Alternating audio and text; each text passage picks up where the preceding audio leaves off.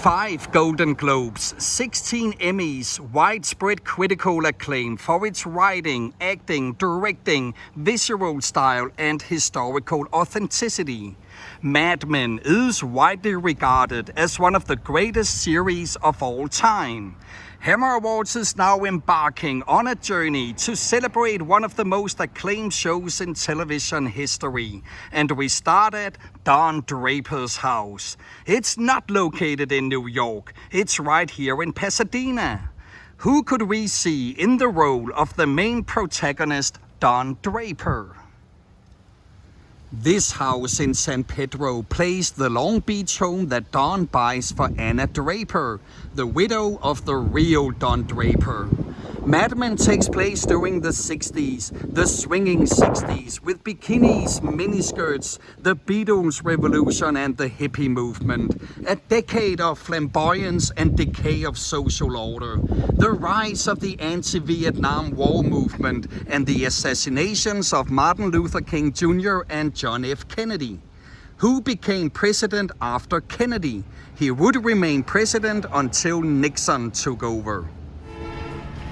Although Mad Men was set mostly in New York, it was only the pilot episode which was shot in the Big Apple. The rest was on location scenes in and around LA, and the major sets were filmed here at Los Angeles Center Studios.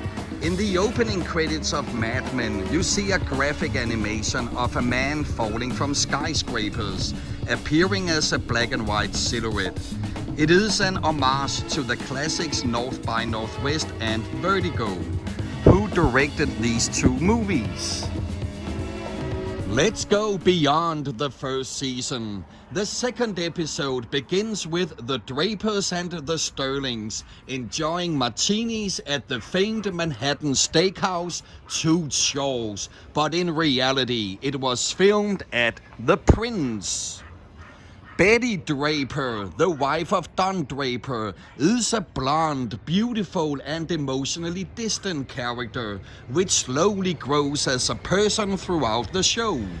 The character is often compared to the actress from classics such as Rear Window, Dial M for Murder and To Catch a Thief. And in the 50s, she married into becoming the Princess of Monaco. What's her name? Don has to confront his past when he meets with his half-brother in episode 5. They talk at a Manhattan diner called The Delight, although it was filmed at the former Quality Cafe, which today has transformed into a bar of the Teragram Ballroom. This is also a splendid breakfast place with cheap mimosas. You can easily spot this location in productions like Seven, Training Day, $1 Million Baby, Mr. and Mrs. Smith, and 500 Days of Summer. And as where Tyra Banks danced on a cafe counter in Coyote Ugly. You also recognize the place from the biographical film from '93 about the life of Ike and Tina Turner. What's the title of this movie, which has the same title as this hit? You must understand, the touch of your hand makes my pulse react. That it's only the thrill of boy meeting girl, opposites attract. It's physical. The oldest restaurant in Hollywood, Musso and Frank Grill, was stand-in for Manhattan's famous restaurant Sardi's in season 2, and it also played Downey's Steakhouse in season 4. But most notably, this is where Don gets his revenge on Roger for making a pass on his wife in episode 7 of season 1.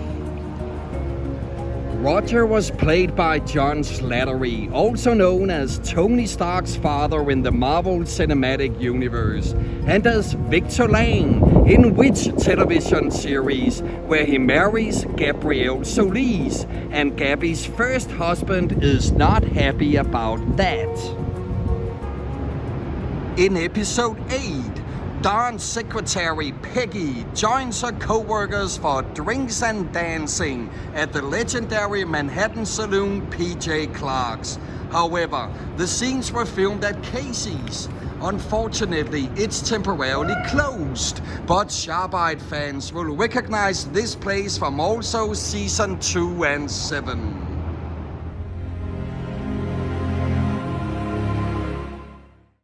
Who portrayed the role of Peggy? She has won 2 Primetime Emmy Awards and 2 Golden Globes, and her extensive work has given her the nickname Queen of Peak TV. She currently has the leading role as June Osborne in the dystopian drama series The Handmaid's Tale. Don and Betty watch a musical in episode 9. It's supposed to be at New York's Broadhurst Theater, but as you can guess, the scenes were shot at the LA Theater.